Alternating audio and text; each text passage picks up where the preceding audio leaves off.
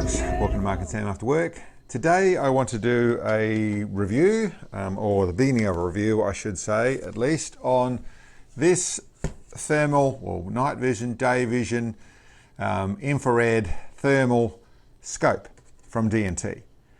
This one is one of them. This is the DNT 635R. Which is this little fella here, which I did a little bit of testing, and the shooting you'll see, or the image you'll see where I was sitting on top of this, which is 300 blackout in the Southern Cross Small Arms Taipan Evo, and this one here, which is the DNT 335R, which is sitting on little CZ455. And listen, in all cases, these were fairly close to an amazing piece of gear, something that is, I suppose we all knew in some form or other it's all going to get there in places, but to see it done so comprehensively, the way it's done at this stage at least, in this DNT Optic is quite impressive. As I said, this is daytime, nighttime in a true fashion. Okay, well here's one of those optics. This is actually the 635. And I basically want to go through the details of what we got here. What we have on the side, well, from the front here, we have up the top here, it's the digital optic, which gives you all of both your digital and your color, and also has an infrared, is able to see the infrared side of things. Down here on the side is the infrared lens, or the infrared gun.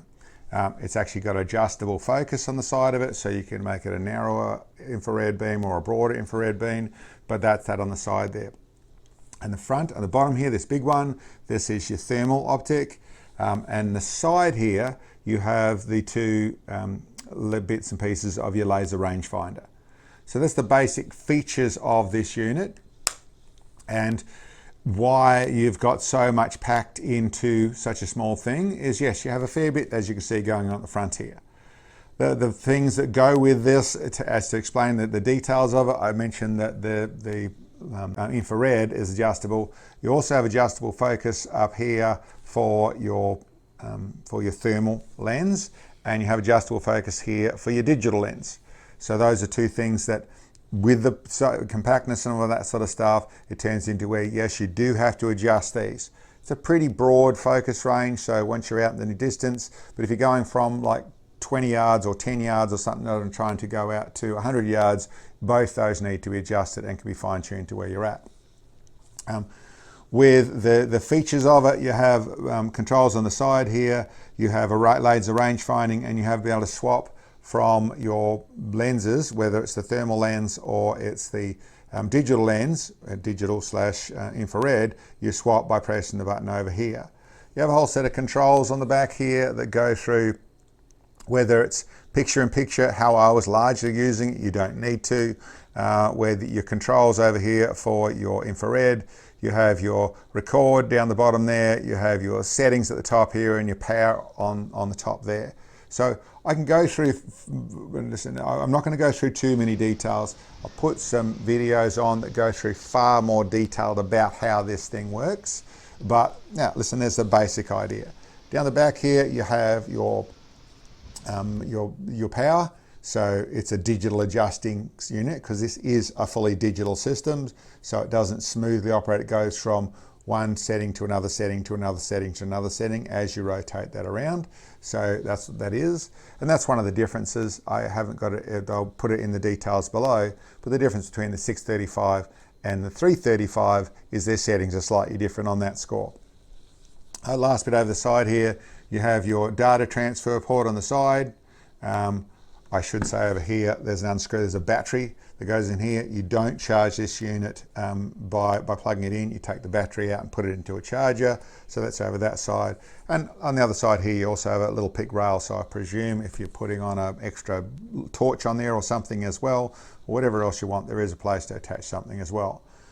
So feature packed is a bit of an understatement of what we've got here. I found in using these things, well, a little bit in awe, I suppose, in the way of where we're at. It's not that many years ago where this sort of stuff didn't even exist. Obviously going up to where you have good, be it infrared or be it good thermal scopes. is a real step up. That's not that many years ago as well that things stepped up to that place, particularly for our civilian market. But to have all these things jammed in together, it's not only a technical feat the way they've done it all in this little unit. They do have a little bit of weight to them, for sure. They're not too heavy. I'll put the weights on, once again, listed below. And they're of a moderate cost. So they're not the cheapest unit by any means, but they're not that expensive either for what they are. Certainly a tenth of what it would have cost 10 years ago. But when you look at the amount of features you've got in here, they're probably similar with a quality version of things that have only 2 of these features rather than all that we have here. But then I'd also say when actually starting to use the thing, having all these features really makes this far more functional. Really, to be able to get to where you got good thermal, yes, it's good. Good thermal is good, but it's nice to be able to have this digital as well. So when you can actually see properly and see proper colors, and this digital lens, I think on both these units, the 635 and the 335, is the 1080p in the way of, so you have very good quality vision out of your digital side of things. The difference between the 635 and the 335 is there's more power. Haven't got the specs, I'll list it below, but more power in the thermal, a bigger thermal sensor in the 635 than the 335. And you can see in some of the images I've taken with this, is there is some more detail. It's picking up more detail and a bit more bits and pieces in the thermal, so you can see more differences in your temperature side of things. So it's simply picking up more with the 635. Was it enough to make a big difference? Yeah, listen, it was a noticeable thing in when I could use both together, and I set them up on a little frame to do it all together. But it was, when you're just using it by itself, I found the 335 was very, very comparable.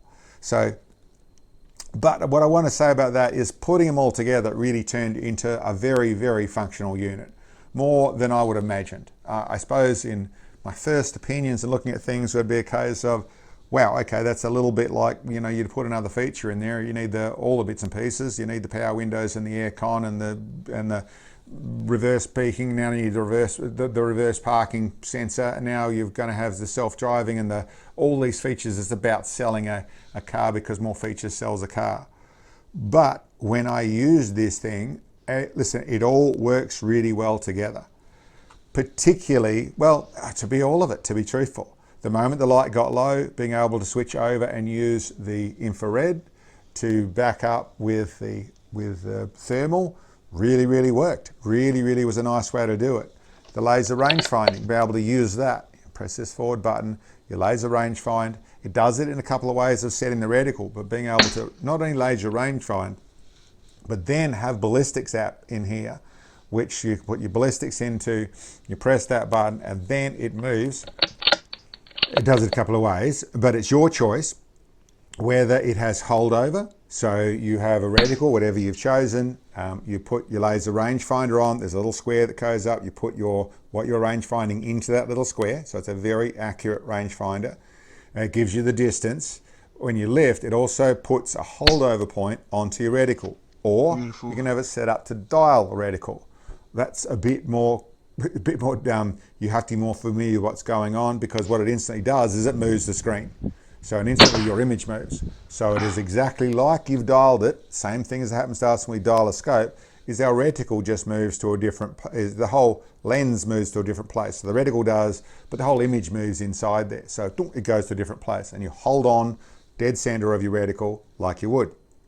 So that's the difference between holdover or dial. Both work brilliantly. Tested them out to a reasonable distance. The 22 were out at, I don't think went past 150 yards, but worked perfectly, and you know that things are going on in that place. If it can go out there with a 22 and hold on, okay, it's working pretty well. I had the 300 blackout with subsonics in it, and I took that out to 400. Once again, it was exactly right. You do have to allow for your wind, so you do have to read what's going on with your wind and hold to your wind. It's not dialing wind, but you can get that to where it was really working very well on that sort of score. The I suppose the features I'd say that that you do have to get a little bit used to if you're doing that distance changing. Yes, you have to focus, and you have to focus both. As for the zeroing side of things, there is a zero for both lenses. So there is a zero for your thermal and a zero for your digital. Very simple to set up. You can do it in a one-shot thing. I just did it in normal fashion out there where I shot and okay, see the correction I got to make that correction, shoot again, okay, make that correction perfect, and it's on there. And what I did was zeroed my digital lens. So I had that zeroed, and then I I just took the zero of the thermal lens to exactly the same place. That worked fine for what I tested, and what I did worked really nicely.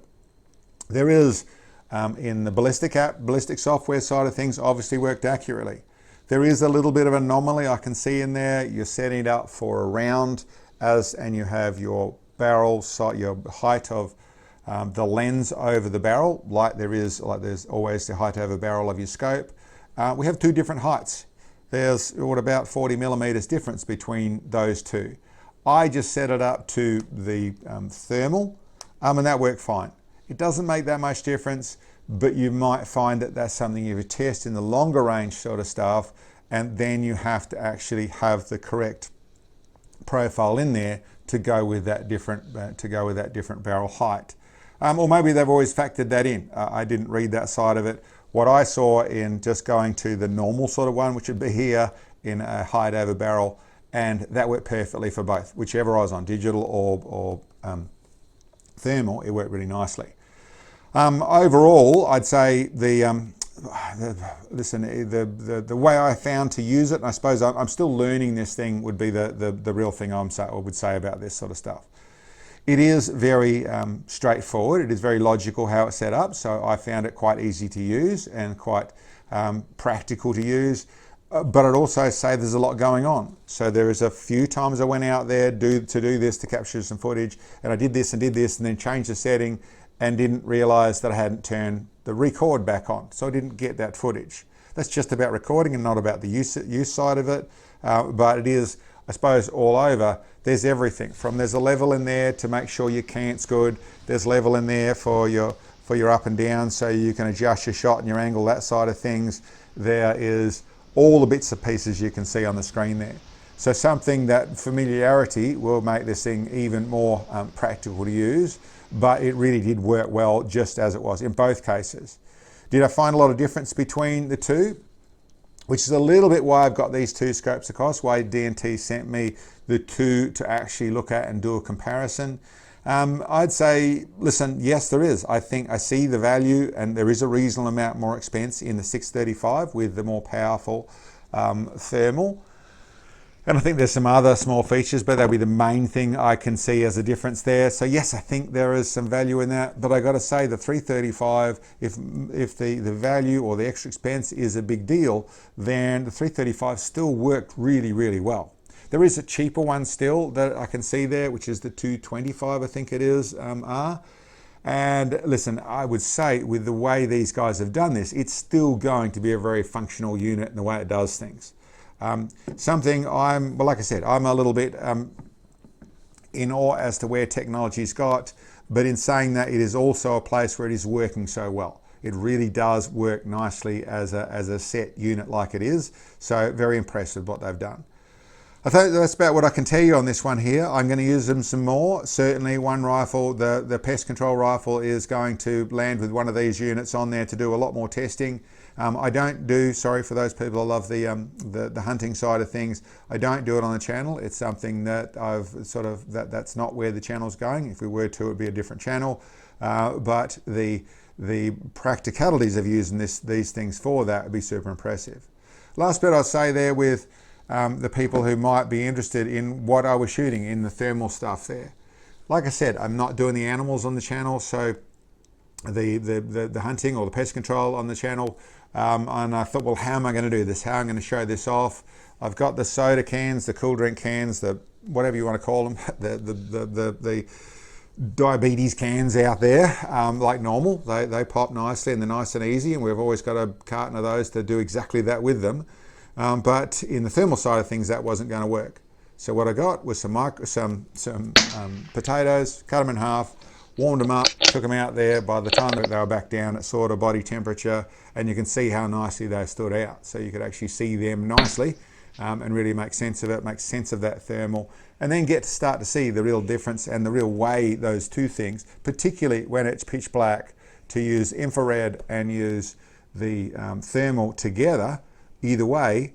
Now listen, made it for actually a lot of detail you're seeing in a very dark situation, in something that when you look at those sort of features, I should say those images you're looking at there were the 335 of the potatoes, that sort of thing. That's the 335. So you know, something that actually coming into pretty cost effective at that sort of level, of technology, makes it a very, very safe way and thorough way to go out and identify pests, prey, whatever it is, and do that thoroughly with a very good ability to be able to identify what you're targeting, what you're aiming, and they have very little idea of what you're up to. The spotlight and that little hide and go seek game, these things really step up above from that. Anyway guys, that's what I can tell you on that one. Put your comments and bits and pieces below. I have linked a couple of good videos that go through a lot more detail as to if you're looking at how to do this and how to use it and that sort of stuff, and also all the details and bits and pieces down there below from DNT. But if you're thinking about this sort of stuff or just interested in this sort of stuff, listen, definitely worthwhile checking out, because I think one of these might suit you. Anyway guys, thank you very much for checking in. We'll catch you next time.